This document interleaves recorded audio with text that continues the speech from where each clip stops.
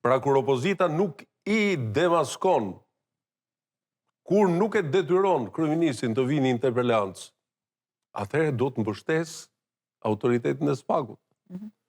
Në pamundësi për zhvilluar në aktivitetin, shqyqyr që ka një institucion. Pra SPAK-un duhet ta shohë si aleat. Në mënyrë ajo që do jam koherent në atë që thash.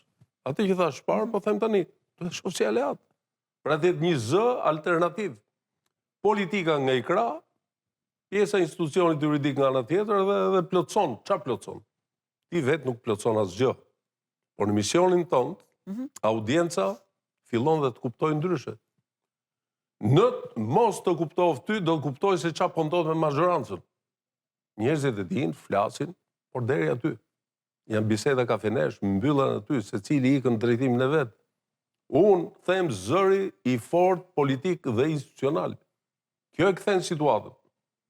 Në rast se ata pastaj mendojnë që hapi i tyre do jetë jo 40 cm, po do jetë 10 cm, këtu s'kemi gjë në tërësim. Sepse shansi i vetëm që jep garanci është rotacioni politik nëpërmjet partive politike.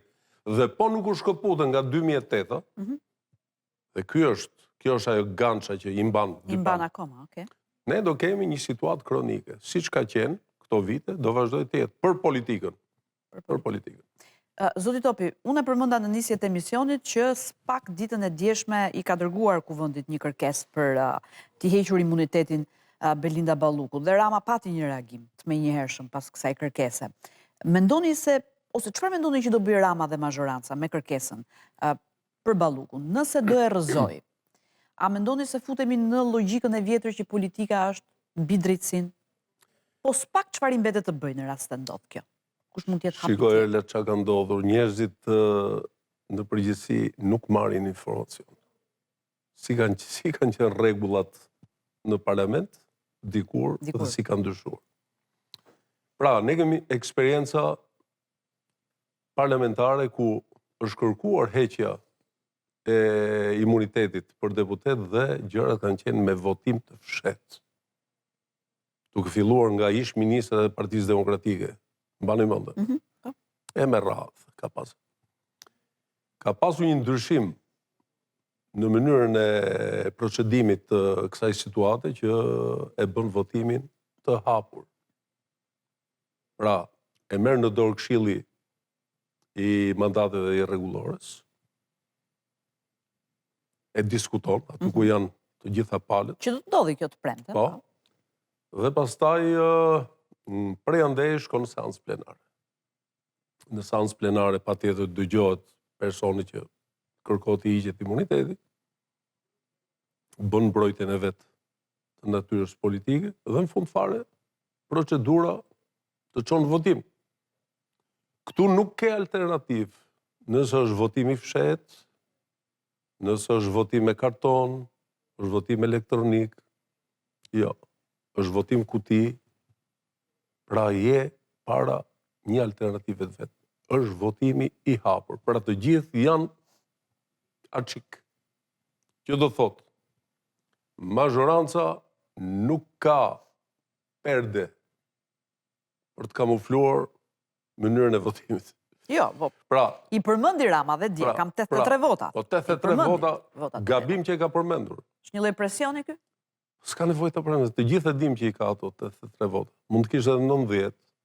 Shpuna që numri i votave nuk tregon realitetin. Pra, ne flasim për përmbajtje apo flasim për anën mekanike? Ana mekanike ti e ke. Problemi është qëndrim politik do mbash, se votimi i hapur ty të imponon. Një qëndrim politik. Një qëndrim dhe duhet të argumentosh si qysh tek. Se çdo ndodhi, nuk kam natyrë paragjykuese. Unë e mendoj, por nuk e shpreh dot. Okej, e kuptoj. Problemi është që ne shumë shpejt do ta shohim. Por marrja e përgjegjësisë për të mos hapur do të thotë që ti stakohesh së paku me mundësinë për të deklaruar që ti mbështet drejtsinë e re. Pra, nuk të jipet më mundësia në vokabularin politik. Në rast se ti e bën këtë, në rast se pastaj i jep drejtim, tregon respekt për institucionin. Respekt për drejtsinë. Pra nëse ja heq imunitetin. Po. Pastaj drejtësia. Drejtësia të bëjë punën e vet. Po nëse ndodhe kundërta, çfarë i mbetet SPAK-ut për të bërë? Pra nëse e mbrojnë deri në fund. Shiko, SPAK-u nuk humb asgjë, përkundërzi është në rolin e tij, ka bërë punën e vet dhe është treguar jashtëzakonisht racional, mendoj unë. Fillimisht i ka kërkuar pezullim gjykatës. Më dolët e pyetja tjetër, po. Pra i ka kërkuar pezullim. Po. Është treguar shumë proporcional. Po, ka kërkuar një mas më të butë. Po, një mas butë për ta hetuar në këtë gjendje pezullim. Pse është pezullimi? Pezullimi është që ti të mos infektosh prova.